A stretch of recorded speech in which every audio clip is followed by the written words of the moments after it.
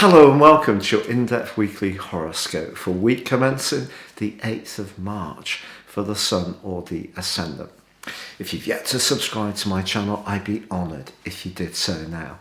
Please click or tap on the bell notification symbol.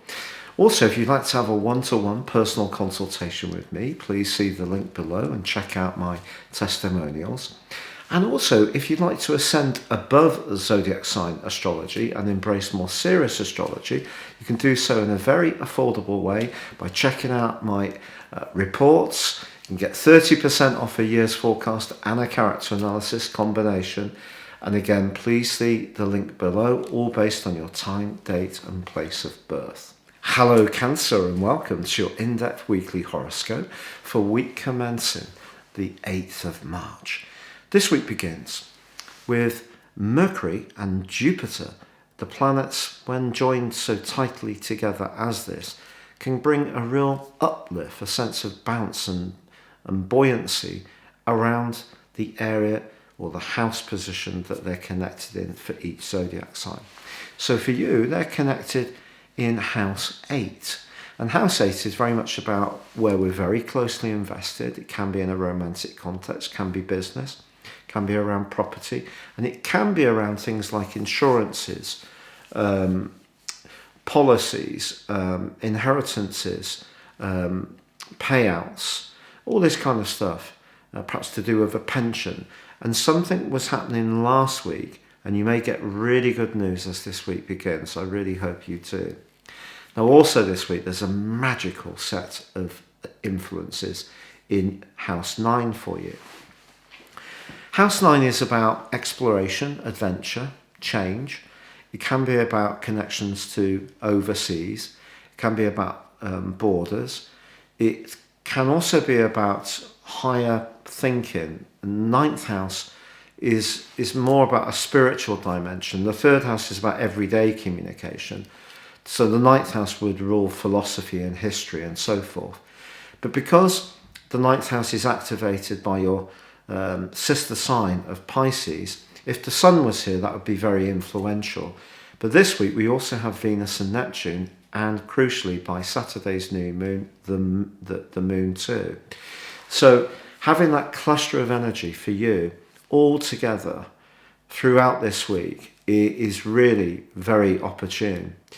So think about the energies of the Sun and Neptune. So Neptune can be about the sea. It can be about mystical matters. It can be about healing, spirituality, religion. It can be about the things we can't see but can be very powerful. Psychic phenomena, for example. Our senses, our sixth sense, if you like. So all of these areas are activated in a very enriched way. Now, Venus conjunct Neptune can be gloriously fortunate. It can also be gloriously misleading. So that starts to really kick in from Thursday.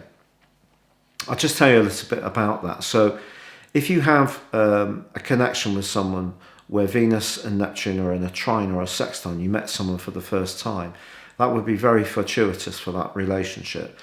If you have Venus and Neptune in a nice sextile or trine in your natal chart, that's really beautiful. It will give you a great appreciation, a taste of nice possessions, but also of nature, because Venus is the ruler of the earth sign of Taurus, as well as the airy, arty sign of Libra. And Neptune is very much about the kind of more artistic, creative, ephemeral side of life. So if you put them together, you can see it can be something that really heightens our senses to a fantastic degree.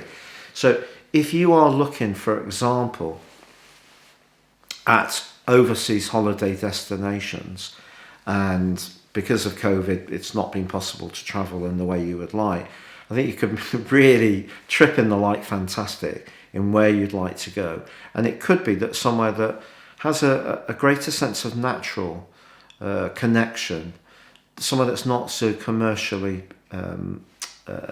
developed, would appeal to you all the more, I feel. Neptune can be very sensitive. It's a higher frequency.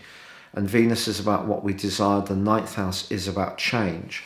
So you may have a strong desire this week to be in a different environment, change your environment, embrace new artistic, creative or spiritual processes. You could find yourself being interested in someone's philosophy. The ninth house is very much about philosophy, but it could be someone who delivers their philosophy in a very kind of non-sales way. It may be someone who's saying, look, I'm not telling you to follow me, but this is what I'm interested in. That could be very persuasive to you on its own, to be honest, but their message may be conveyed in a way that really captivates your interest. So something quite wondrous can definitely come this week.